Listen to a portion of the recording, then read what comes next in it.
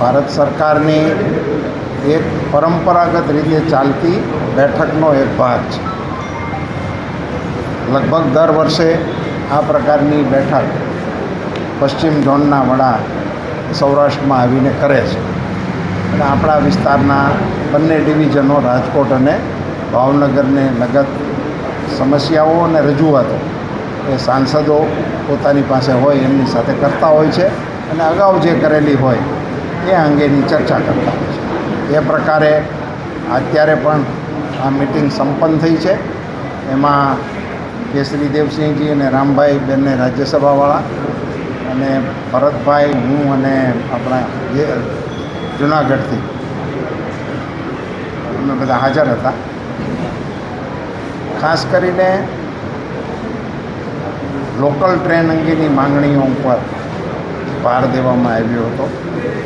સુરેન્દ્રનગર, વાંકાનેર, રાજકોટ, પોરબંદરથી રાજકોટ વચ્ચે શરૂ થઈ છે એને એક્સટેન્ડ કરવી જોઈએ એ પ્રકારની રજૂઆતો થઈ હતી. બધા જ સાંસદોએ મોટે ભાગે હરિદ્વારની માગણી કરી છે અને એને એક્સટેન્ડ કરવા માટેનો પ્રયાસ કર્યો છે. ગીર સોમનાથના જે ટ્રેક ઉપર પર્યાવરણ વિભાગનો પ્રશ્ન છે તો એને કોઈ આઉટ ઓફ બોક્સ રીતે હલ કરી શકાય કે કેમ એ પ્રકારની એક રજૂઆતો થઈ છે. દુરંતોને આપણે ત્યાં બોરીવલી સ્ટોક નથી, એને કારણે સમસ્યાનો સામનો કરવો પડે છે, એને અંગેની રજૂઆત થઈ છે.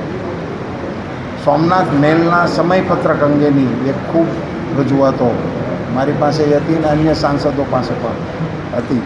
એને જૂની એની જે ટાઈમ ટેબલ હતું એ પ્રમાણે ચલાવે એ પ્રકારની એક માંગ હતી. વ્યક્તિગત રીતે બધા સાંસદોએ પોતપોતાના પ્રશ્નોને રજૂ કર્યા છે અને રેલવેના અધિકારીઓએ બને એટલામાં પોતાની રીતે જે કરી શકાય એવું હતું એની સાંસદોની સાથે ચર્ચા થઈ છે.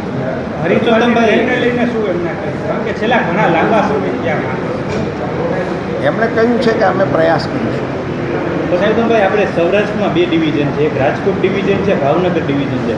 ભાવનગરથી દરરોજ માટે હરિદ્વારની ટ્રેન મળે છે. રાજકોટ 5 વર્ષથી માગે છે, કારણ કે જામનગર, દેવભૂમિ, દ્વારકા બધું છે, પરંતુ 5 વર્ષથી રાજકોટને ટ્રેન મળતી નથી. તો એની પાછળનું કંઈ અહીંનું જે પ્રેઝન્ટેટિવ છે એ નબળું હોઈ શકે?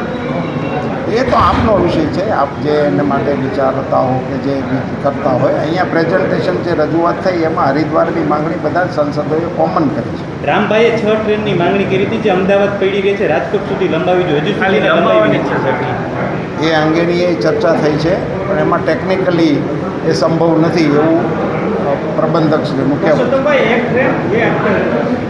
સાબરમતીથી સોમનાથ માટે જાય છે, વંદે ભારત ટ્રેન છે. 2 ઓગસ્ટથી એનો રૂટ બદલી નાખશે. હવે એ ગાંધીધામ થઈ જશે, રાજકોટથી નહીં જાય. એટલે રાજકોટને ભાવનગર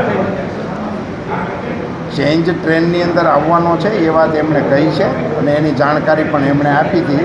નવા રૂટ પ્રમાણે એ ચાલશે ત્યાંથી. રાજકોટને કેમ ટ્રેન કાપે છે?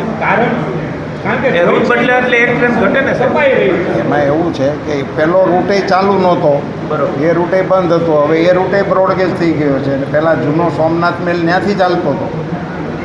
પરસોત્તમભાઈના મતે હવે રાજકોટને ક્યારે હરિદ્વારની ટ્રેન મળી શકે? મારા મતે તો જેટલી બને એટલી વહેલી આપી શકે એની જ આપણે તો રજૂઆત કરી છે. અંદાજિત ક્યાં સુધીમાં આશ્વાસન શું આપી? એમાં સમયનું આ રેલવેના ને એના બધા પ્રશ્નો છે ને એ ઘણા જટિલ હોય છે. એટલે એમાં અને એના અધિકારીઓ જે અધિકૃત છે એ ટાઈમ અંગે કહી શકે. ધન્યવાદ.